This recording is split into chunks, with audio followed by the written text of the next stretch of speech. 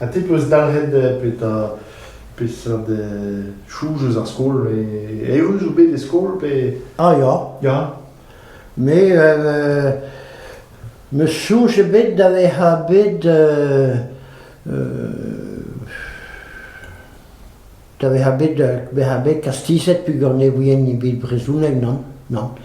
Mar tehe va breur a zo daoulaz kos ar vidan hag a gaet da skol e va rauk daoulaz rauk evel just a mar tehe gadein eo ma bet desket er ger benag a halek.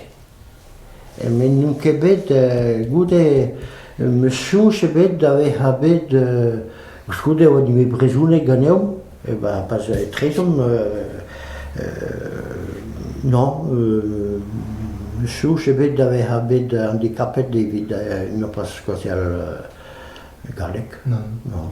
Mais ar frere da oa un tamig pet non ket ken tik war ar galek vel ar seurezetoarenan.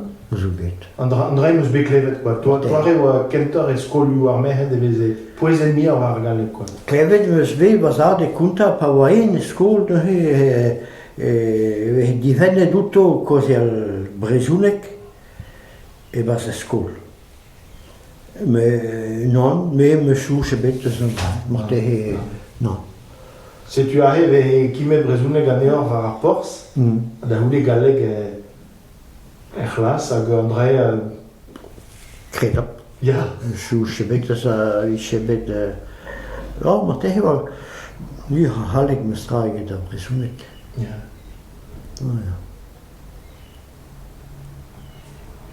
Ja, ka er gear da poense ma kimet brezhounek. Ah ja, kimet brezhounek. Ah ja. Skoude da vamm a gouie galek mat, ma oa gwez a skriv a traoù. Ah ja. Ja. Andrei oa kentor pa ve anno da skriva, quoi. Ja, dut an deux evel just koz e galek gouto. Ja.